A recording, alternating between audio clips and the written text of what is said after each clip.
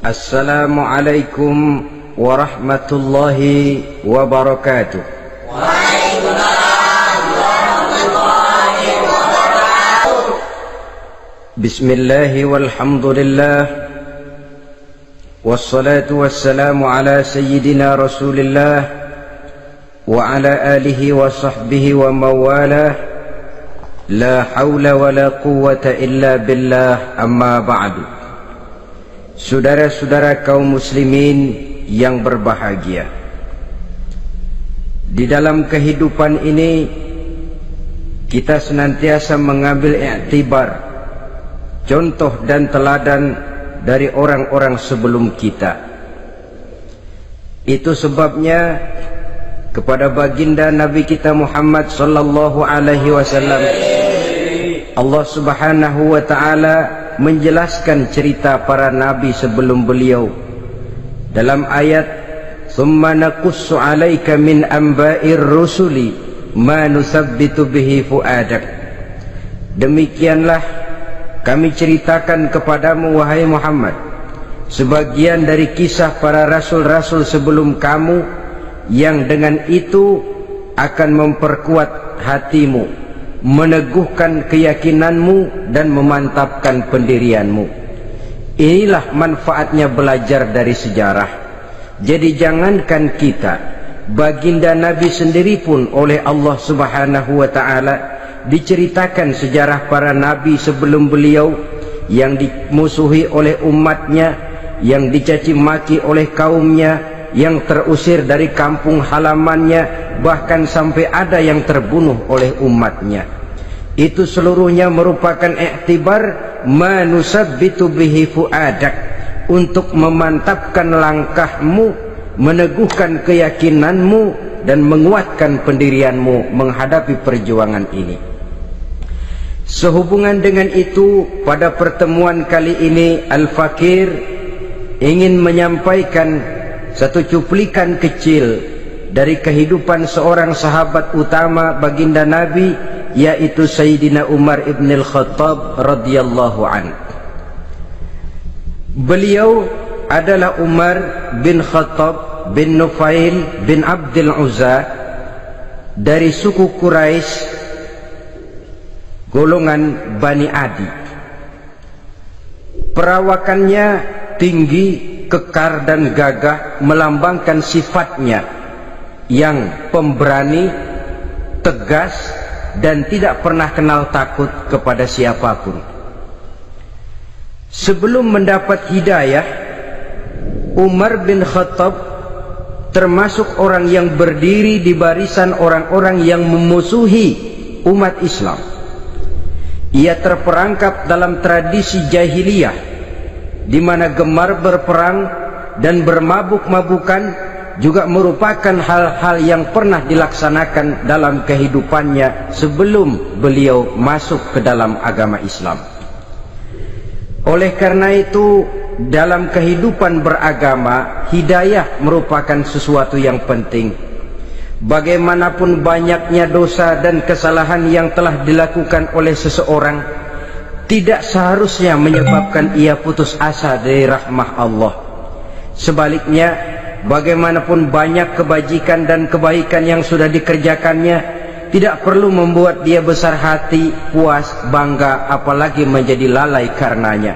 Sebab kita belum tahu akan bagaimana ujung perjalanan dari kehidupan kita ini.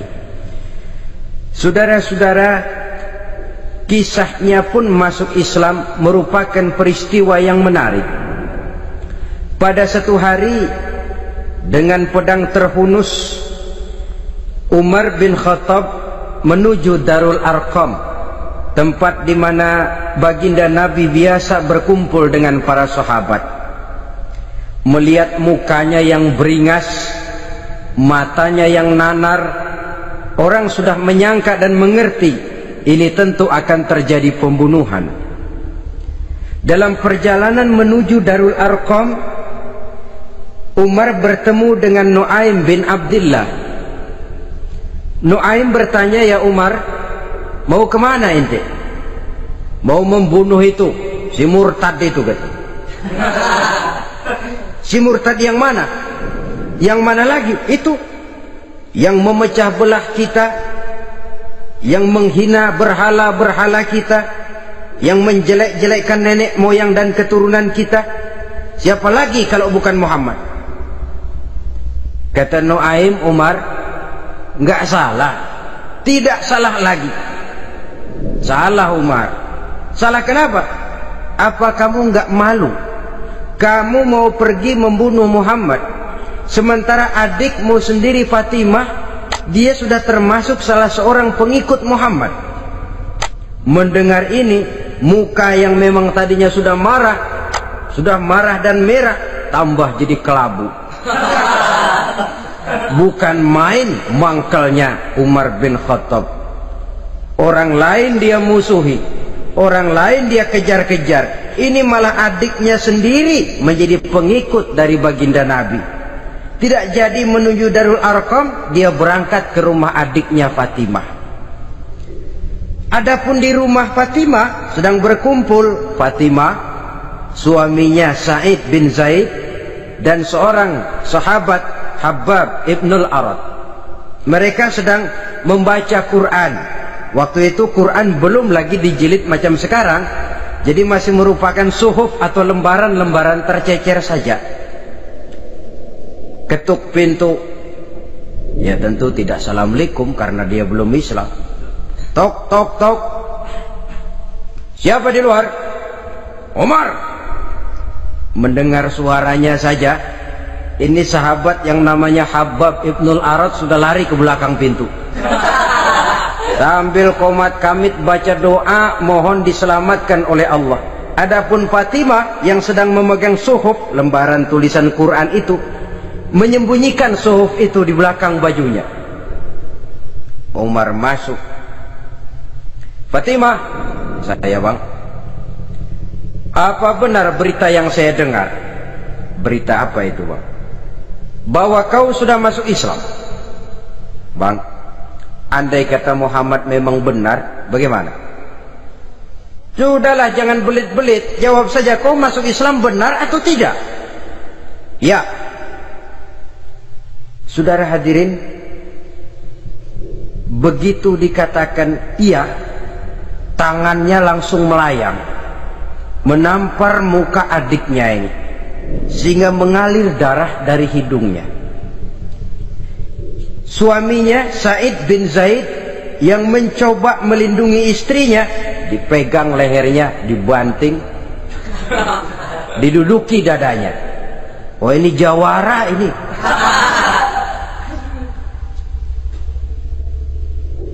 Namun pada saat sedemikian, suara kebenaran terpantul dari mulut Fatimah, adik dari Umar bin Khattab ini. Umar, apakah engkau memukul orang yang bersaksi bahwa tidak ada Tuhan melainkan Allah dan Muhammad Rasulullah? Apakah engkau menganiaya seseorang yang terpanggil untuk mengikuti kebenaran? Manusia macam apa engkau, Umar? Saudara, memang dia orang keras, tapi hatinya mudah menerima kebenaran. Sehingga mendengar kalimat adiknya ini tercenung dia sejenak, melongo, bengong kata anak sekarang.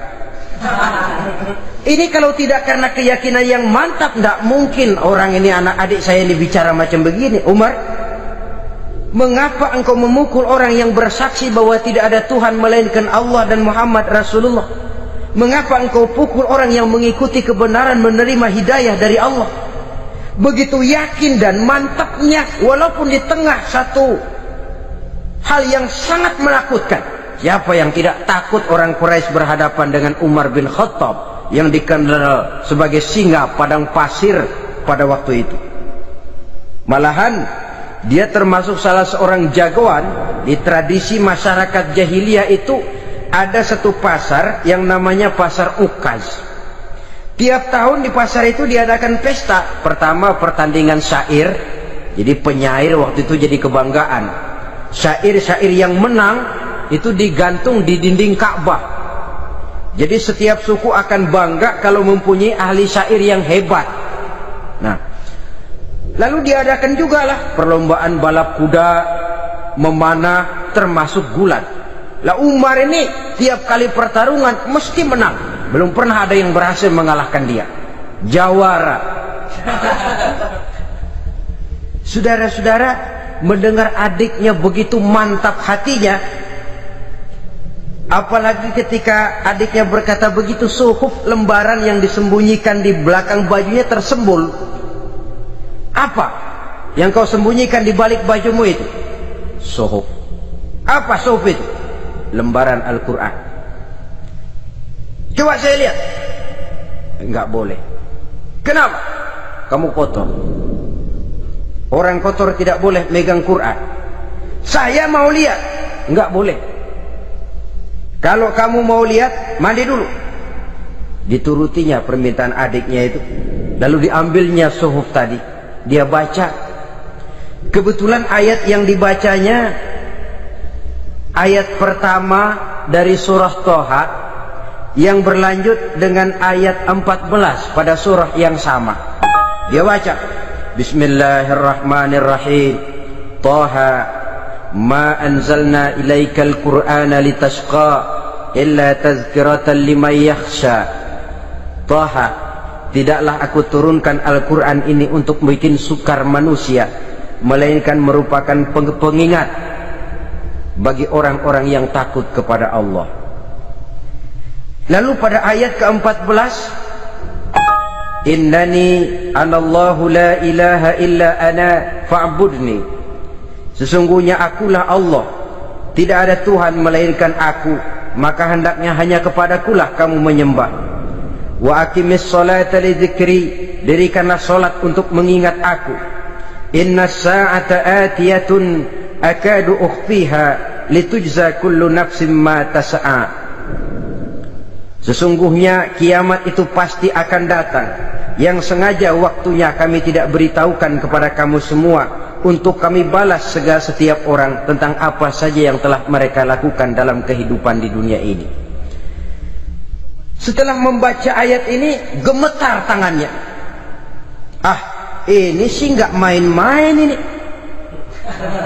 Ini belum pernah saya baca ajaran semacam ini. Tidak patut orang yang mempunyai kitab suci semacam ini dimusuhi. Ini sesuatu yang benar. Tergetar jiwanya. Hei Fatimah, Muhammad di mana Muhammad? Saya tidak akan memberitahu kepada kamu. Di mana? Saya tidak akan memberitahu. Lebih baik kau bunuh saya kalau memang maksudmu mau mencelakakan Muhammad. Sama sekali saya tidak akan mencelakakan dia, Fatimah. Kasih tahu saja, di mana dia? Darul Arqam. Bergegas dia menuju Darul Arqam. Di dalam Nabi memang sedang kumpul dengan para sahabat. Termasuk ada Sayyidina Hamzah yang juga terkenal jawara juga. Ketuk pintu. Ketuk pintu. Siapa di luar? Umar. Di dalam ini geger sebagian sahabat. Umar datang ini pasti bencana. Umar datang, wah, kalau istilah kampung, kerok dan urusan.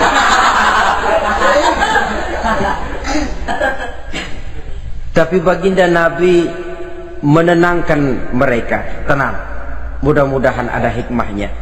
Sayyidina Hamzah tampil, bukakan dia pintu. Kalau niatnya baik, kita terima. Kalau niatnya tidak baik, saya paling depan. Dibukakan pintu. Begitu dibukakan pintu, Umar masuk merangkul baginda Nabi, kemudian dengan tersendat, Ashhadu an la ilaha illallah wa ashhadu annaka ya Muhammad Rasulullah. Saya bersaksi tidak ada Tuhan melainkan Allah, dan saya bersaksi bahwa engkau hai Muhammad adalah utusan Allah. Sahabat takbir semua, Allahu Akbar, Allahu Akbar. Kegembiraan meliputi suasana ketika itu. Kenapa? Karena sebelumnya dikala Umar belum masuk Islam, dia merupakan ganjalan yang paling dikhawatirkan oleh umat Islam. Setelah dia masuk Islam, jelas merupakan satu keuntungan yang sangat besar. Dan dia tertarik kepada Islam bukan karena bujuk rayu orang, tidak karena diberikan harta, tidak karena diiming-iming oleh kedudukan tinggi. Tapi karena kebenaran, hidayah menembus hatinya melalui wasilah ayat dalam surah Thaha yang dibacanya melalui suhuf yang dipegang oleh adiknya tadi. Sejak saat itu berubah 180 derajat Umar bin Khattab radhiyallahu anhu. Tetapi tetap dengan sifatnya keras, tegas, dan tidak pernah kenal takut kepada siapapun. Cuma kalau sebelum Islam dia kerasnya kepada Islam, setelah dia masuk Islam muter arah kepada siapapun yang memusuhi Islam, dia bersikap keras, tegas, dan tidak pernah kenal takut. Bahkan setelah beliau masuk Islam, satu hari ketika di Darul Arqam kumpul-kumpul, waktu itu Nabi belum berdakwah secara terbuka karena pengikut masih sedikit. Sayyidina Umar usul, "Ya Rasul, ada apa Umar? Alasna 'alal haq fi mamatina wa mahyana?" Ya Rasul, bukankah kita ini berdiri di atas sesuatu yang benar? Bukankah mati kita, hidup kita untuk melaksanakan sesuatu yang benar? Bala ya Umar, betul Umar. Wallazi nafsi biyadih, innakum la'alal haq in muttum wa in huyyitum. Demi Allah Umar, kata Nabi, sesungguhnya kamu dan kita semua berdiri di atas kebenaran, hidup ataupun mati. Setelah mendapat jawaban begini, Umar masuk kepada tujuan pembicaraannya. Izan ya Rasul, fa fimal ihtifal. Kalau memang begitu ya Rasul, kalau memang kita yakin kita berdiri di atas kebenaran, kita hidup karena kebenaran, kita mati pun memperjuangkan kebenaran, fa fimal ihtifal. Kenapa mesti ngumpet-ngumpet? Kenapa harus sembunyi-sembunyi? Wallazi ba'asaka bil haqq, demi Allah ya Rasul, la takhrujanna wa la nakhrujanna ma'ak. Tuhan harus keluar menyampaikan Islam ini secara terbuka, dan kami akan mendampingi Tuhan dengan segenap jiwa dan raga. Sekali masuk Islam gak tanggung-tanggung. Yang kayak begini ini yang kita perlukan sekarang ini. Begitu masuk Islam gak tanggung seluruhnya, jiwa dan raganya masuk Islam. Beliau yang pertama kali mengajukan ide, kenapa harus dakwah sembunyi ya Rasul? Wong kita berdiri di atas kebenaran, memperjuangkan sesuatu yang hak. Kalau kita mati, kita pun mati membela kebenaran. Kenapa mesti fafimal ikhtifa? Kenapa harus sembunyi-sembunyi? Mulai sekarang mari keluar ya Rasul, saya akan dampingi Tuhan, nyawa taruhannya. Saudara hadirin yang saya hormati, selalu dia tempat-tempat yang pernah dia melaksanakan maksiat sebelum dia Islam, selalu dia kunjungi, sampai dia berkata, tidak ada tempat yang pernah saya melakukan kesalahan sebelum saya Islam yang harus saya tutupi dengan kebajikan setelah saya Islam sekarang ini. Bahkan ada satu riwayat menjelaskan beliau itu yang tinggi badannya, kekar perawakannya, gemetar orang ngadepin dia. Tapi beliau sendiri sangat mudah gemetar kalau sudah mendengar ayat-ayat Allah. Sehingga ada satu riwayat menjelaskan Sayyidina Umar itu setelah masuk Islam, kalau sholat kadang-kadang bila menoleh ke kanan beliau senyum, bila menoleh ke kiri beliau menangis berurai air mata. Ada orang bertanya, ya Umar, kenapa menengok ke kanan kau senyum, ke kiri kau menangis? Itulah kalau saya ingat jahilnya saya sebelum Islam.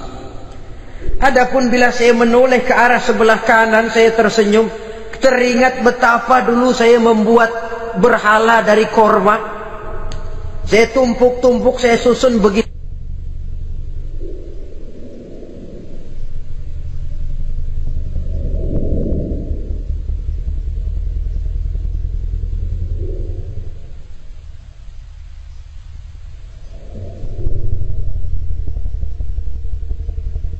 Itu rupa.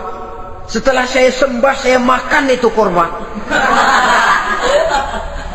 Gagah betul saya waktu itu, sampai Tuhan pun saya makan. Adapun kalau saya menoleh ke kiri, teringat putri kesayangan saya yang terbawa oleh tradisi jahiliyah, takut menanggung aib, merasa malu mempunyai anak perempuan, sampai dia terkubur hidup-hidup. Berurai air mata saya mengingat semua itu. Padahal Nabi sudah memberikan jaminan. Sebab saudara jangan lupa, orang kafir masuk Islam, dalam Islam itu dihitung dari bayi lagi, dari nol. Itulah untungnya. Jadi misalnya sudah 60 tahun, dari kecil sampai 60 tahun kafir, umur 61 masuk Islam. Nah, sejak umur 61 itulah yang dihisab oleh Allah. 60 tahun ke bawah gratis bersih pemutihan. Istimewa betul. Tapi jangan lalu diniatin, gua kafir aja. Nanti sudah tua-tua mau giliran mati baru Islam. Nah, itu diniatin lain. Ini yang karena faktor hidayah, saudara-saudara. Nah, cintanya kepada baginda Nabi luar biasa. Dalam setiap pertempuran beliau selalu di front terdepan. Bahkan demikian cintanya sampai ketika hari di mana baginda Nabi wafat, saudara-saudara. Disampaikan berita wafat Nabi kepada Umar ini. Ya Umar, baginda Nabi sudah wafat. Kamu ngomong apa? Baginda Nabi sudah wafat. Bukan sedih, nyabut pedang, keluar matanya melotot. Siapa yang bilang Muhammad mati, saya tabas batang lehernya. Begitu cintanya beliau kepada baginda Nabi, sampai-sampai nggak menerima kalau Nabi wafat. Taruhlah nggak bisa mati bersamaan, bolehlah mati beriring-iring saja barangkali maksudnya. Saudara-saudara, cabut pedang, kelayaban kemana-mana. Ayo, siapa ngomong Muhammad mati, saya tabas batang lehernya. Sampai bertemu dengan Sayyidina Umar, Sayyidina Abu Bakar. Di tempat orang banyak, Sayyidina Abu Bakar yang bijaksana ini pidato. Ayuhan nas, man kana ya'budu Muhammadan fa inna Muhammadan qad mata, wa man kana ya'budu Allah fa inna Allah hayyun la yamut. Wahai manusia, barang siapa yang menyembah Muhammad, maka Muhammad sudah mati. Tetapi barang siapa yang menyembah Allah, Allah akan hidup selamanya dan tidak akan pernah mati. Mendengar pidato ini, Sayyidina Umar sadar bahwa sebenarnya yang tidak bisa mati itu cuma Allah. Bagaimanapun agungnya baginda Nabi, besarnya baginda Nabi, tinggi akhlak budi pekertinya Nabi, cintanya beliau kepada Nabi, toh Nabi manusia dan manusia harus mati. Kemudian dibacakan surah Ali Imran ayat 144. Wa ma Muhammadun illa rasul qad khalat min qablihi rusul afa immata aw qutilan qalabtum ala aqabikum. Muhammad tidak lain daripada manusia, telah datang kepadanya rasul. Apakah jika ia mati engkau kembali menjadi murtad atau mundur ke belakang? Mendengar ayat ini dibacakan, Sayyidina Umar sadar, berurai air matanya, menangis dalam kesedihannya. Ini cintanya yang demikian tinggi kepada baginda Rasulullah sallallahu alaihi wasallam. Begitulah seluruh kesalahan yang dia lakukan pada saat sebelum dia masuk Islam, berusaha dia tutupi dan dia tebus dengan segala kebaikan, pengabdian, perbuatan soleh setelah dia masuk Islam. Sehingga diajarkan oleh baginda Nabi, ittaqillaha haitsu ma kunta wa atbi'i sayyi'atal hasanata tamhuha wa khaliqin nasa bi khuluqin hasanin. Bertakwalah kamu kepada Allah, kata Nabi, dimanapun saja kamu berada. Jadi takwa tidak kenal tempat. Dimanapun saja kamu berada, bertakwalah kepada Allah. Di rumah takwa, di pasar takwa, di kantor takwa, di tengah orang banyak takwa, pada waktu sendirian takwa. Ittaqillaha haitsu ma kunta. Bertakwalah kau kepada Allah dimanapun saja kamu berada. Jangan takwa pakai tempat. Di masjid takwa, di kantor nyolong. Itu tidak haitsu makunta. Yang diajarkan oleh Nabi, dimanapun kamu berada, bertakwalah kepada Allah. Wa atbi'i sayyi'atal hasanah tamhuha, dan iringi perbuatanmu yang salah dengan kebaikan.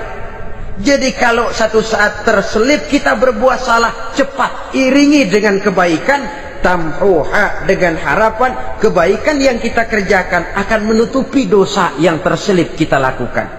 Amin. Ngomongin orang, astagfirullahalazim, banyak istighfar. Istighfarnya mudah-mudahan bisa nutupin dosa karena ngomongin orang. Tapi jangan lalu tambah sulap, ngomongin orang istighfar, terus ngomongin lagi istighfar lagi. Itu tentu tidak bisa dengan cara begitu. Barangkali terselip pernah mengambil harta orang tanpa alasan yang hak, imbangi dengan rajin sedekah misalnya.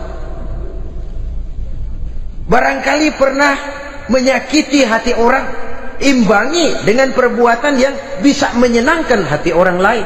Itu namanya mengiringi perbuatan yang bersifat salah dengan kebajikan. Ini yang dilakukan oleh Sayyidina Umar. Setiap pelosok hampir dia datangi, tempat-tempat di mana dia pernah melakukan kesalahan sebelum Islam, di sana dia tegakkan kebajikan dan kebaikan.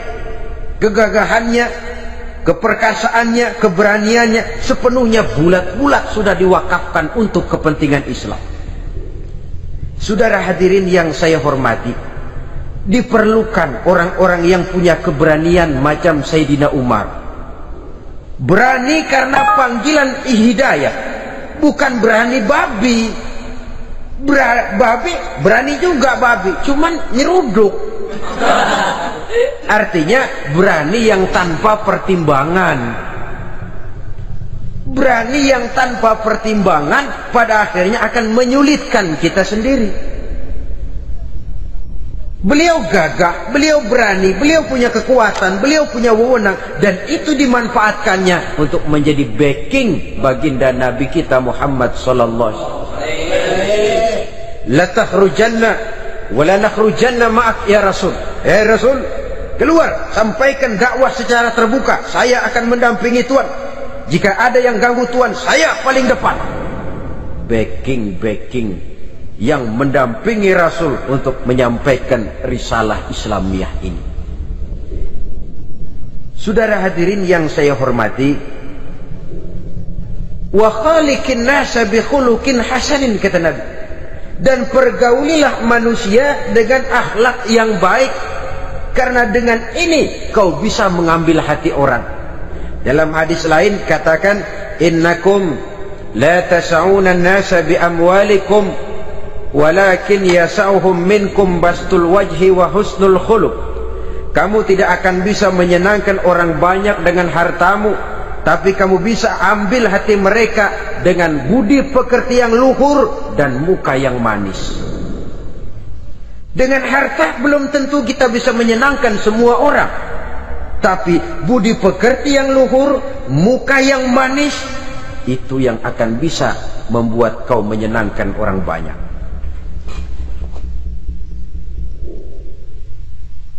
Setelah baginda Rasul wafat,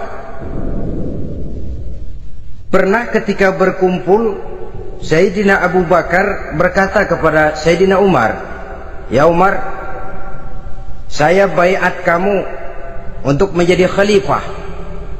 Jawab beliau, sayalah yang akan membaiat Tuan. Tapi anda lebih utama dari saya Umar. Keutamaan saya akan saya berikan kepada Tuan untuk mendukung kekhalifahan Tuan. Di sini kelihatan wataknya yang tidak ambisius, gagah, berani, perkasa, tapi tahu diri, nggak nyelonong, tidak menggunakan kekuasaannya, kegagahannya untuk maksud yang sewenang-wenang. Oleh karena itu setelah Sayyidina Abu Bakar wafat, beliau dilantik menjadi khalifah. Keluarlah pidatonya yang terkenal, Ayyuhan nas, inni qad wullitu alaikum walastu bi khairikum. Hai manusia, aku telah dipilih menjadi pemimpin kamu. padahal aku bukanlah orang yang terbaik di antara kamu. Kalau tidaklah karena aku melihat keutamaan, keteguhan yang dapat melindungi kalian, berat rasanya aku memikul amanah ini. Sebab apa? Alangkah beratnya menunggu datangnya perhitungan di akhirat nanti terhadap Umar. Ini yang jadi motifnya memegang jabatan khalifah. Sungguh berat bagi Umar menunggu datangnya saat perhitungan, sehingga seolah-olah kalau bisalah jadi Umar bin Khattab saja, jangan jadi khalifah kalau bisa. Tapi mau ya umat sudah kadang memilih. Sehingga benar kalau dalam satu hadis Nabi pernah mengajarkan jangan memberikan satu jabatan kepada orang yang memintanya. Sebab orang kalau sudah minta jabatan, apalagi pakai jilat-jilat, pakai upeti-upeti, tentu ada tendensinya. Ada batu di balik udang. Kalau udang di balik batu kan mungkin nggak kelihatan, tapi kalau batu di balik udang kelihatan betul itu.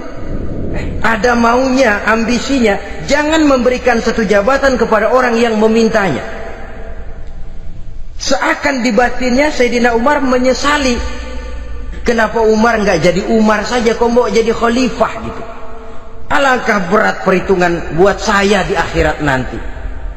Nah, setelah jadi khalifah, sebagai satu i'tibar, saya akan mencoba mengemukakan beberapa sifatnya yang menonjol untuk pelajaran buat kita semua. Pertama, sikapnya terhadap keluarganya setelah beliau menjadi khalifah. Kedudukan sebagai keluarga Umar bin Khattab bukan merupakan kedudukan istimewa. Itu ditanamkan betul kepada keluarganya. Jangan karena bapakmu khalifah, lalu mentang-mentang anak khalifah kau merasa dapat fasilitas, merasa bisa berbuat semau-maumu. Kau harus punya tanggung jawab dan beban moral, memberikan contoh yang lebih baik kepada rakyat. Ini yang ditekankan kepada keluarganya. Kalau beliau mau mengeluarkan undang-undang, undang-undang itu lebih dahulu dibicarakan di tengah keluarganya, kumpul anak-anaknya. Ini akan ada undang-undang begini. Siapa di antara kalian mau mentaati, persilakan, yang tidak pun persilakan. Tapi saya ingatkan, kalau ada dari keluarga Umar yang melanggar peraturan yang saya keluarkan ini, saya akan menghukumnya 2 kali lipat karena dia keluarga saya. Menghukumnya 2 kali lipat karena dia keluarga saya. Jadi bukan mentang-mentang anak babe lalu kebal hukum. Tidak. Siapa yang di antara kalian melanggar peraturan ini, akan aku kenakan hukuman 2 kali lipat karena dia keluargaku. Nah, saudara hadirin yang saya hormati, lalu berwibawa, dijaga betul keluarganya. Suatu hari beliau datang ke rumah putranya Abdullah bin Umar. Ketika masuk, dilihatnya Abdullah bin Umar sedang makan daging. Makan daging, merah muka Umar. Mentang-mentang anak khalifah ya, mentang-mentang anak Amirul Mukminin ya, kamu makan daging. Lihat tuh, rakyat kita masih banyak yang kelaparan, makan daging, makan roti keras. Padahal itu halal, sesuatu yang diperoleh dengan usahanya sendiri. Tetapi begitu hati-hatinya Umar untuk menjaga pandangan orang. Keluarga khalifah merupakan beban moral sebab akan dijadikan contoh oleh rakyatnya. Mentang-mentang anak khalifah ya, makan daging. Lihat tuh rakyat, roti keras digarotin. Lain saat beliau pergi ke satu pasar, di situ dilihat ada sapi gemuk-gemuk. Tempat lain sapinya kurus-kurus. Tanya, ini yang gemuk-gemuk sapi siapa? Sapi Abdullah bin Umar, sapi anaknya. Panggil Abdullah bin Umar, suruh sini. Datang anaknya. Abdullah bin Umar, bagaimana ceritanya sampai ini? Begini Bapak, dahulu itu dengan uang saya beli sapi kurus-kurus, lalu saya rawat. Saya berikan upah orang untuk merawat sapi-sapi itu, sampai sekarang dia menjadi gemuk. Akan saya jual, dan keuntungannya tentu sesuatu yang halal. Subhanallah, kata Umar, kau ini anak Amirul Mukminin, jual sapimu, ambil modalnya, untungnya masukkan baitul mal untuk urus kepentingan orang Islam. Dia nggak mau anaknya terlibat bisnis dompleng kekuasaan ayahnya. Karena mentang-mentang anak khalifah lalu segala macam bisnis lancar. Orang takut karena apa? Anak babe. Ada lagi, pada waktu pembagian harta ghanimah, putri beliau yang namanya Hafsah, ini adalah istri baginda Nabi, meminta bagian. Kaum kerabat ayah, ini kerabat khalifah, kitalah dulu kerabat. Kalau kau kerabatku, maka jatahmu nanti dari ayahmu. Harta ini masih lebih banyak dibutuhkan oleh orang-orang Islam. Nanti belakangan, kalau ada sisanya. Belakangan kalau ada sisanya. La haula wala quwata illa billah.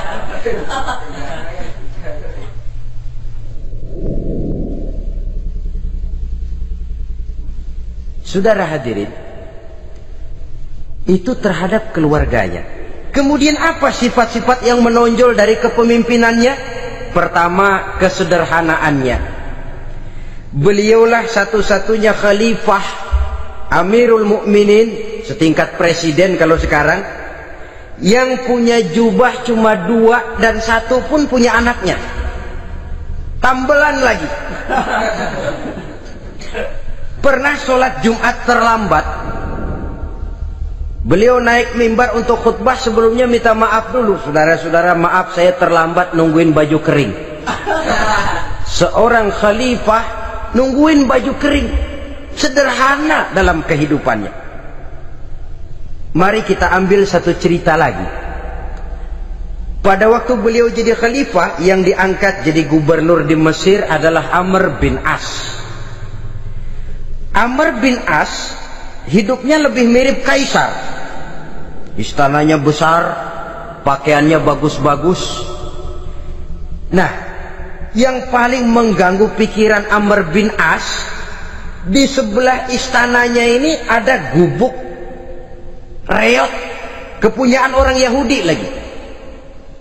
Ah, ini nggak pantas bener, masa di samping istana gubernur ada gubuk reot. Orang Yahudi lagi yang punya.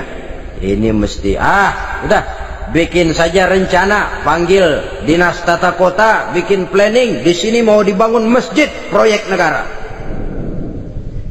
Bikin gambarnya, susun anggarannya, tender. Saudara-saudara, si Yahudi yang punya gubuk reot dipanggil. Yahudi, ada apa, Pak? Kamu tahu nggak? Enggak. Iya, memang belum saya kasih tahu.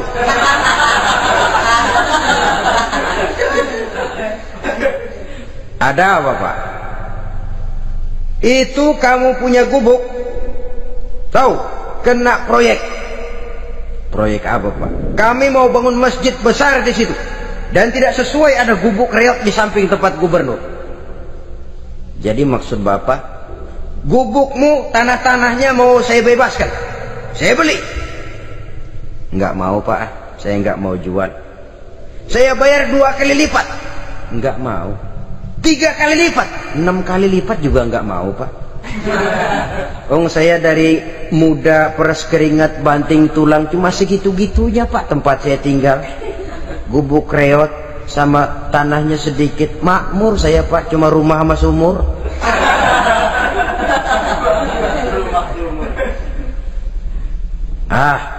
Ini Yahudi kelewatan juga. Akhirnya turun perintah, sudah, kalau dia nggak mau dibebaskan, gusur saja, tarik, ambil bulldozer, gusur.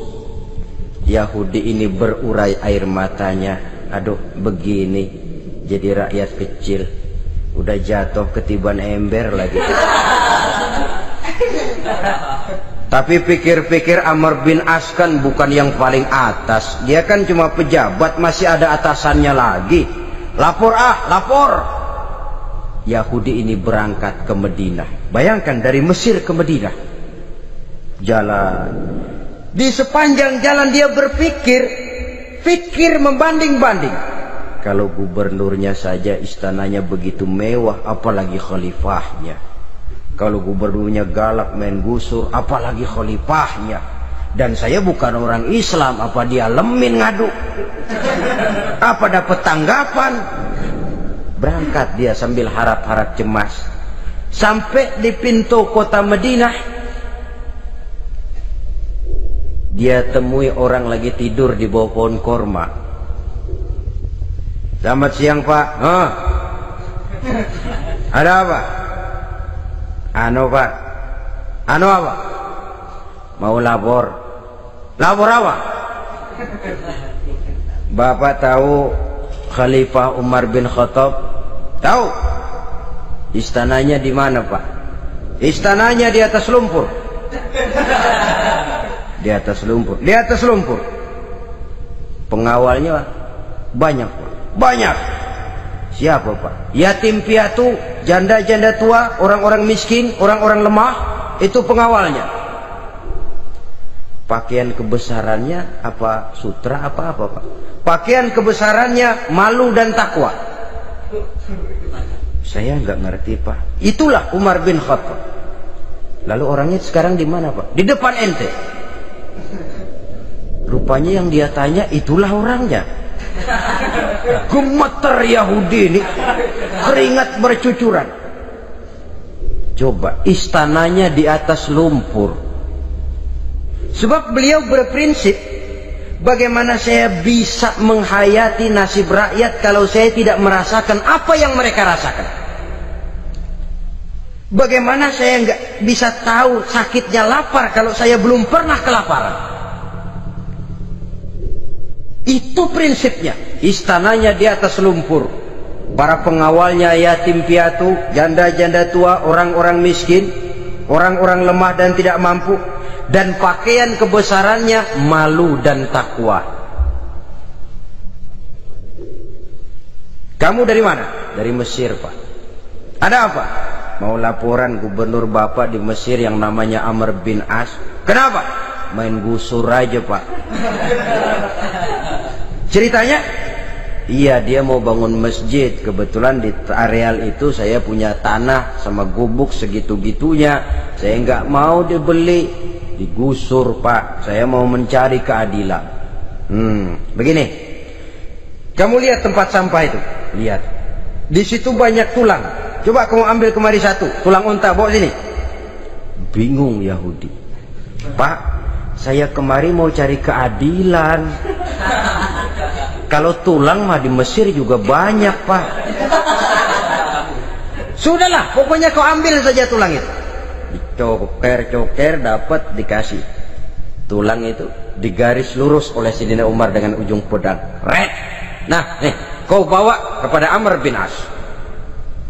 Makin bingung itu Yahudi.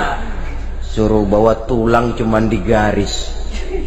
Nanti saya ngomong apa Pak? Sudahlah, kasih saja. Pulang dia. Sampai di Mesir, Tuan Gubernur, ada apa? Saya baru menghadap Khalifah. Kemudian beliau sampaikan ini, dikasih tulang. Amr bin As melihat tulang ada goresan lurus dengan ujung pedang, gemetar, badannya keluar keringat dingin, panggil kepala proyek, proyek batal, masjid nggak jadi didiriin, itu gubuk Yahudi diriin lagi. Ini Yahudi makin bengong. Ini gubernur dapat tulang doang segitu takutnya.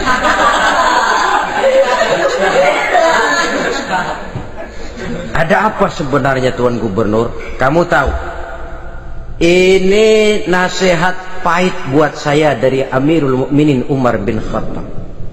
Seolah-olah beliau bilang, hai Amr bin As, jangan mentang-mentang sedang berkuasa ya. Pada suatu saat kau akan jadi tulang-tulang kayak begini.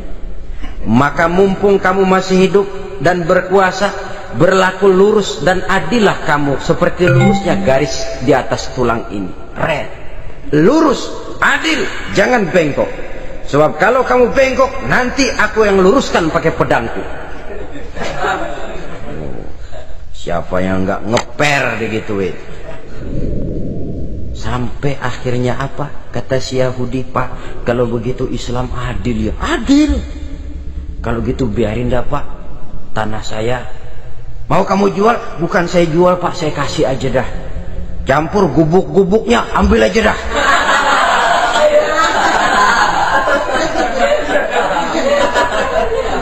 Masuk Islam si Yahudi ini oleh karena keadilan dari Umar bin Khattab. Begitulah kesederhanaan hidupnya. Sampai saudara, yang ironi betul, pernah Utsman bin Affan, Ali bin Abi Thalib, Thalhah dan Zubair kumpul mendengar berita bahwa Sayyidina Umar ini punya hutang. Bayangkan, seorang khalifah untuk melangsungkan hidupnya sampai punya hutang. Padahal Baitul Mal di bawah kekuasaannya. Berunding Utsman, Ali, Thalhah, Zubair. Kalau kita langsung ngomong sama Umar nggak enak dong, dia nggak bakalan terima. Lewat putrinya aja, Hafsah. Baik. Hafsah ngomong sama Umar, Abah, kenapa? Bagaimana kalau honor Abah ditambah, ditingkatkan supaya hutang bisa ketutup? Hafsah, saya Abah. Siapa yang nyuruh kamu ngomong begitu? Enggak ada. Ada. Saya tahu ada ini. Kalau nggak ada, kamu nggak mungkin ngomong begitu. Tapi orangnya kalau saya tuntut, mereka mungkin nggak mau. Sekarang saya mau tanya Hafsah, kau kan istri Rasul, betul?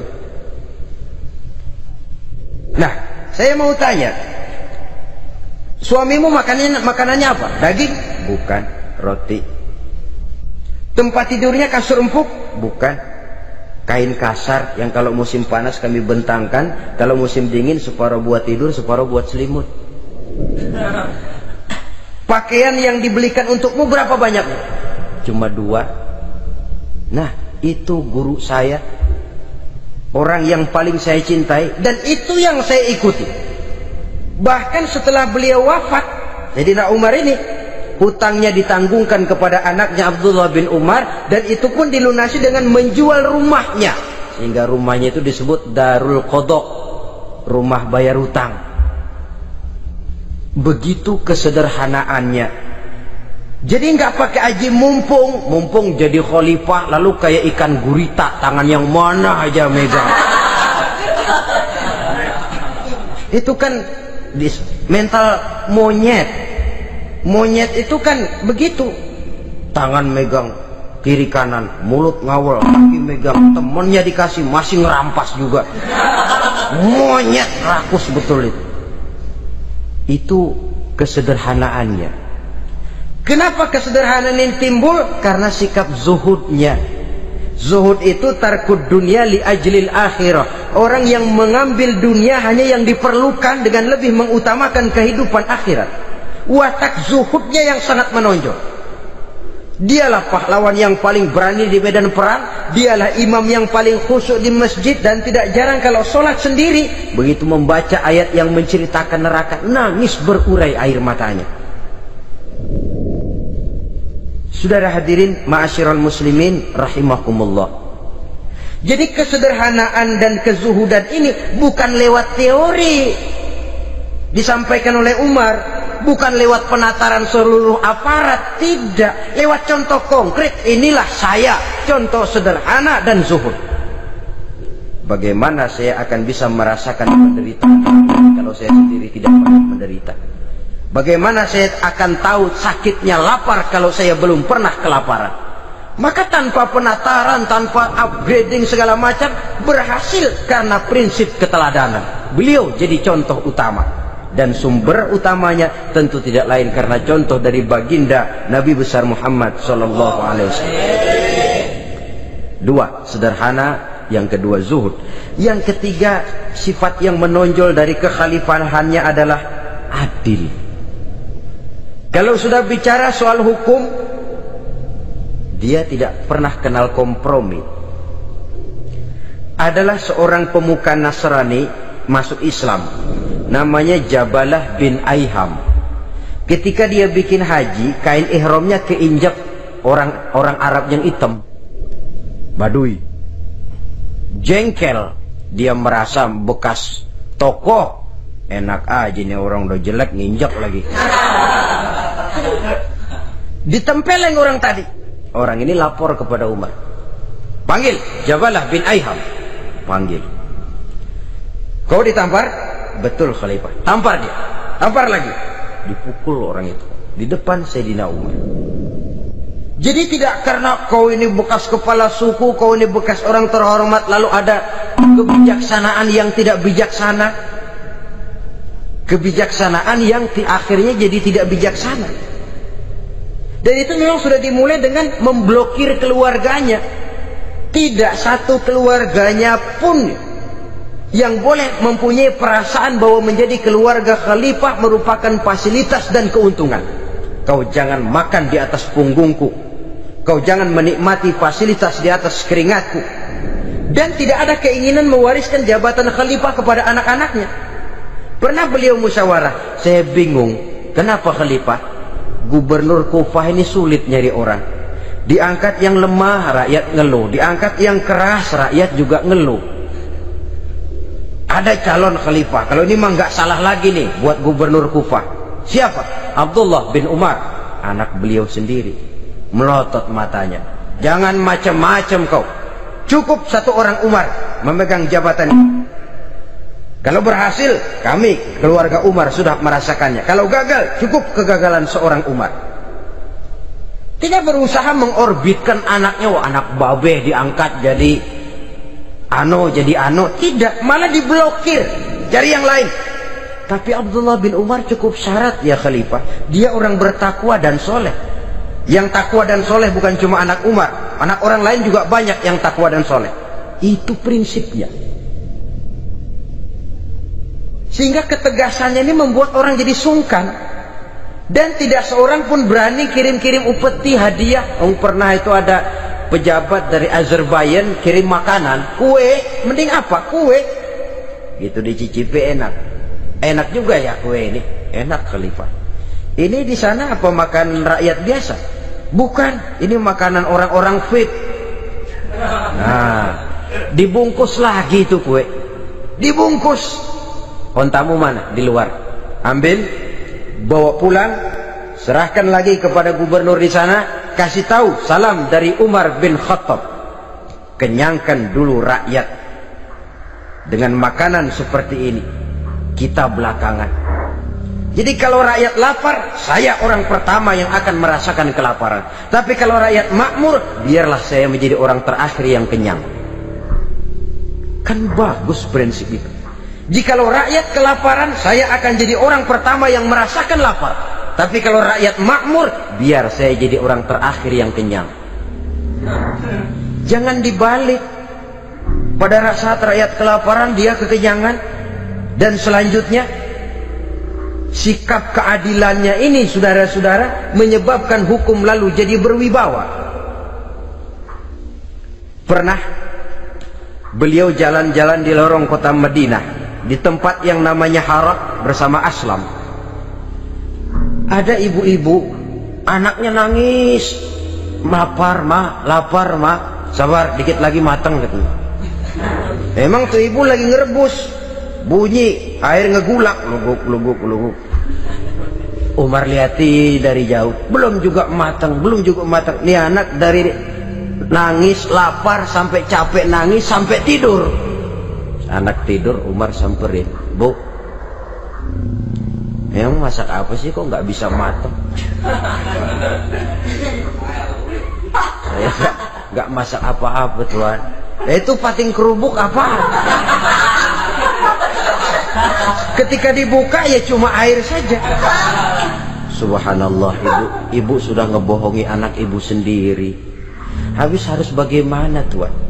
Saya sudah nggak punya makanan untuk dimasak, sementara perut nggak kenal kompromi. Jalan satu-satunya ya terpaksa anak saya bohongi. Saya bilang sebentar lagi matang sampai dia tidur sekarang ini. Memangnya Khalifah Umar gimana sih ngurusi rakyatnya? Subhanallah, dia orang zalim. Dia yang memegang urusan kami, tapi dia nggak tahu nasib saya. Anak kelaparan, keluarga terlantar. Oh begitu. Iya, zalim betul Umar bin Khattab itu. Kalau begitu ibu tunggu sebentar. Dia pulang bersama Aslam menuju Baitul Mal. Dia ambil tepung 1 karung, dipikul sendiri. Dipikul sendiri. Kata Aslam, ya Khalifah biar saya yang bawa. Jangan.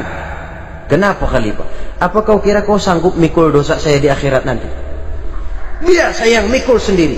Dia bawa ke tempat tuh ibu-ibu. Dia masakin sendiri. Nah bu, sudah matang, persilahkan masak. Makan. Alhamdulillah Tuhan. Mudah-mudahan Allah memberkahi Tuhan. Tuhan lebih baik dari Umar bin Khattab yang zalim itu. Memang sebenarnya Tuhan siapa, kata tuh ibu? Saya. Iya, saya ya Umar bin Khattab yang ibu bilang zalim itu. Gemetar si ibu. Gemetar si ibu. Tapi memang peka dan menghargai kritik orang. Tidak membungkam setiap orang yang nadanya sumbang atau berbeda. Kadang beliau berkata, saya khawatir karena orang terlalu segan dengan saya, lalu nggak ada yang berani negor kalau saya salah. Kan begitu biasanya.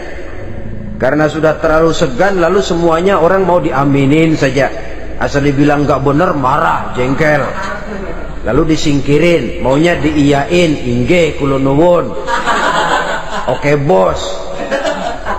Beliau bilang, saya khawatir kalau tidak ada orang yang mau menegur kesalahan saya jika saya terlanjur nanti. Tahu-tahu muncul orang, demi Allah, saya akan menegur Tuhan dengan pedang saya ini. Cerah mukanya, senyum bibirnya, alhamdulillah, anak muda, saya memerlukan orang macam kau yang berani berkata ya terhadap yang benar dan tidak terhadap yang tidak benar, apa dan bagaimanapun resikonya. Di sini kelihatan sikap beliau menghadapi orang yang berbeda pendapat. Keadilan, keberanian dan ketegasan, cepat menerima kebenaran merupakan serentetan dari sifat-sifat utama beliau sejak masuk Islam sampai menjadi khalifah yang kedua. Bahkan dengan jasa beliau, Islam kemudian tersebar menembus dinding Jazirah Arabia, memasuki Bizantium dan Persia, sehingga beliau juga dikenal sebagai periode Al-Futuhat Al-Islamiyah. Nah saudara-saudara, inilah cuplikan kecil dari kehidupan seorang agung dan besar yang memang sangat terbatas kata-kata untuk melukiskan kebesaran itu. Namun yang secuplik ini mudah-mudahan menjadi sumbangan moral dalam rangka kita memperbaiki diri menuju kehidupan yang lebih baik. Terima kasih banyak atas segala perhatian. Mohon maaf atas segala kekurangan. Usikum wa nafsi bitaqwallah. Wassalamualaikum warahmatullahi wabarakatuh.